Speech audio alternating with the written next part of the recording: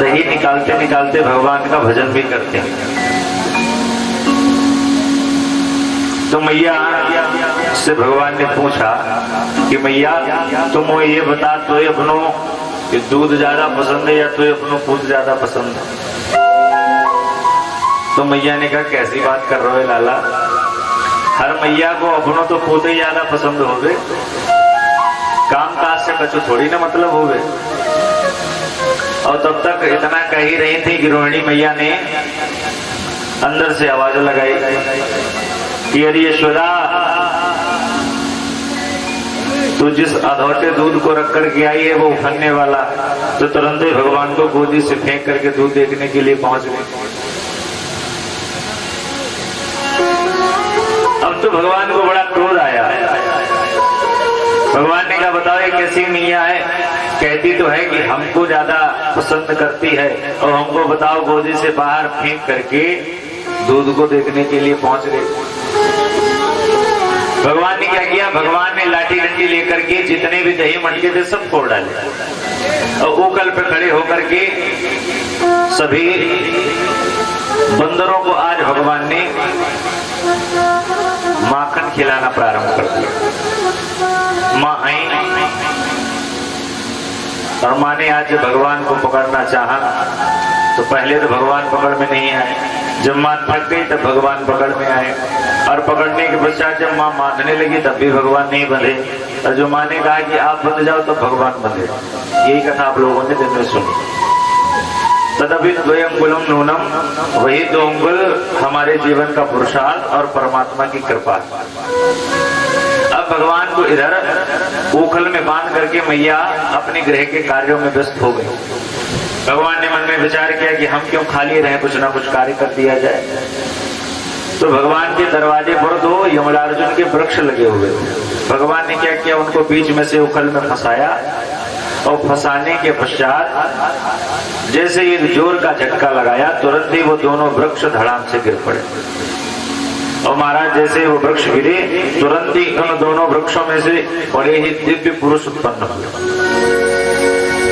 और दिव्य पुरुषों ने प्रकट होकर के भगवान की वंदना करना प्रारंभ कर दिया।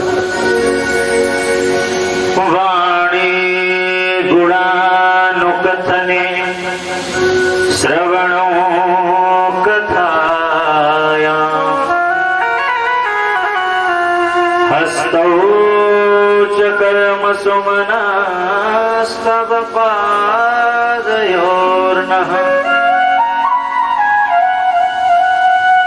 भगवान की पता प्रार्थना का करते हैं, हे प्रभु हमारे ये जो कान है हमेशा आपकी वाणी को सुनते रहे, आपने जो वेदों पुराणों में बताया है वो हमेशा हम सुनते रहे। हमारे ये जो हाथ हैं ये भगवान के नाम के लिए हमेशा इस्तेमाल होते रहे। मनस्तव पादयोर्नः, मेरा जो मन है वो हमेशा आपके चरणार बिंदों में लगा रहे, कभी भी मेरा मन आपके चरणों को छोड़ करके कहीं दूसरी जगह जाए ही ना। बड़ी दिव्य स्तुति की। तो परीक्षित जी ने सुखदेव जी से प्रश्न किया, महाराज ये दोनों महापुरुष आखिर हैं कौन? सुखदेव आचार्य जी ने बताया, महाराज ये दोनों पुरुष जो हैं इनका नाम है नल, कुंवर और मणिग्री। ये कुबेर के बेटे और कुबेर के बेटे होने के साथ साथ ये भोले बाबा के गढ़ भी। एक दिन की बात, ये गंधमादन पर्वत पर स्त्रियों के साथ नग्न स्नान कर रहे। नारद जी ने देखा तो स्त्री ने तो कपड़े पहन लिए, जड़ की भांति खड़े रहे। नारद जी ने श्राप दे दिया कि तुम्हारे अंदर लज्जा नहीं है, जाओ जाकर के जड़ हो जाओ। तभी ये वृक्ष बने। अच्छा, इनके अंदर अभिमान आने की सबसे बड़ी बात यही है, एक तो बेटा महाराज कैशियर के, अब कैशियर के बेटे के अंदर अभिमान तो आ ही जाता है। जब पिताजी खजांची हो तो बताओ पैसे की कोई कमी। और ऊपर से भोले बाबा के गढ़, भोले बाबा का गढ़ होना कोई छोटी मोटी बात है। भोले बाबा के सिक्योरिटी गार्ड, पहली बात तो अच्छे खानदान से, दूसरी बात अच्छा काम भी कर रहे हैं, इसीलिए इनके अंदर अभिमान बहुत। नारद जी ने श्राप दे दिया और जब दोनों ने नारद जी के पैरों को पकड़ करके अरुण विनय की, तब नारद जी ने कहा कि देखो द्वापर में जो भगवान श्री कृष्ण जो नारायण है वही कृष्ण बनकर के आएंगे, वही तुम्हारा उद्धार करेंगे। और वही दोनों वृक्ष बनकर के भगवान के दरवाजे के सामने प्रकट हो गए। भगवान ने यमलार्जुन वृक्षों में से नलकूबर और मणिग्रीव को वहां पर तुरंत ही उनको छुटकारा दिलाया। बोलिए बालकृष्ण भगवान।